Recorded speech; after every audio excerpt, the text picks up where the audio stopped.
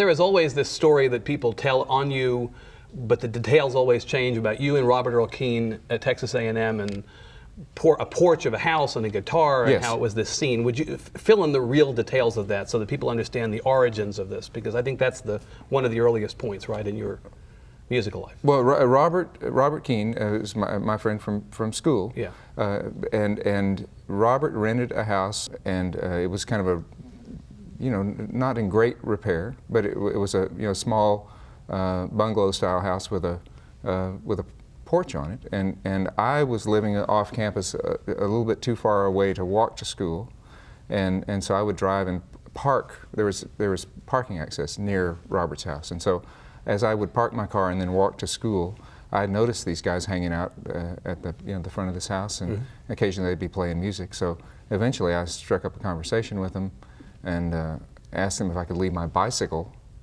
chained to the house.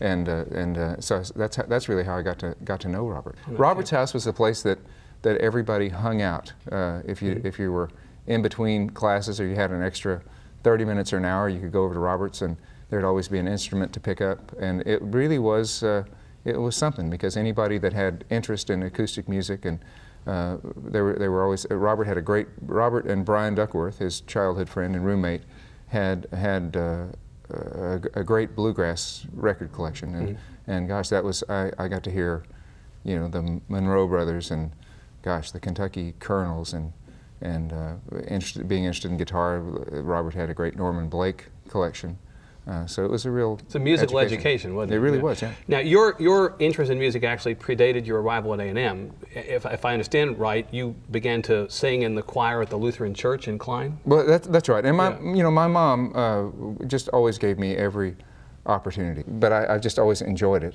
and even though I wasn't always deadly serious about it growing up, it was just part of my everyday. I'm encouraged to ask if you knew in school that this would be your life, because you were a journalism major. I want to ask you why on earth you'd want to be that. A journalism major. Of all, what a useless degree that is.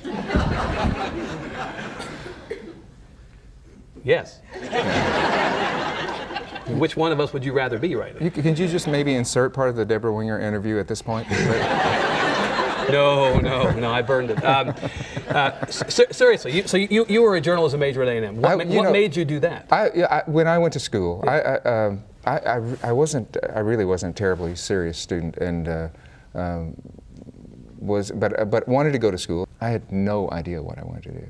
I always found myself interested in the liberal arts, which at Texas A&M in 1975. That was it built character being a liberal arts. The other liberal arts major and I would get together frequently. Two of you. Yeah. Right. Small class size. Right. So we were often asked the question, what are you going to do with that? And I still have clearly no answer. But obviously, at some point, you obviously decided to go from that to this, and I wonder what was the moment that made you think, no, I want to do music? It was I played kind of all through school. My parents put me through school, which gave me the opportunity to save the money that I would make playing the gigs that I'd get to book, and I could I saved up and bought my first Collins guitar in 1978. Bought a PVPA that fit nicely. It was those tall columns with the 4 10-inch speakers in each column, and they would fit exactly between the door handles in the back seat of my parents' 1968 Buick Wildcat. It was almost as though it was It's a nice designed. visual, actually, to think about that. Right. But I could put it all in there, so it was an opportunity for me to play in school, and I was, after I got out of school, I was lucky enough to just be able to keep playing. Nothing. I don't feel like anything ever happened for me in a dramatic way or quickly, but with every sort of small step along the way, I seemed to receive just enough encouragement to want to keep doing it. But the first record, though, was enough time later that I wonder if you, in that early part of the 80s, thought to yourself, maybe I'll be the guy out in front, but maybe I'll just write songs. How am I going to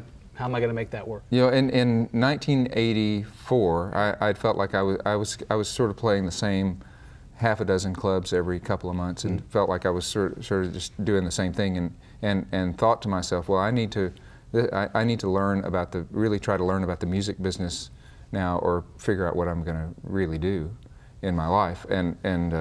So I went to Nashville with 4 songs that I had recorded with these musicians I'd met from Phoenix, Arizona, and with the idea of pitching the songs, right. with the idea of trying to maybe get a publishing deal, seeing if I could get performers interested in recording my songs. I thought that was a realistic aspiration at the time, and so that was my idea. And I thought, well, if I could press up my own record and sell it at my shows, and it might work out okay.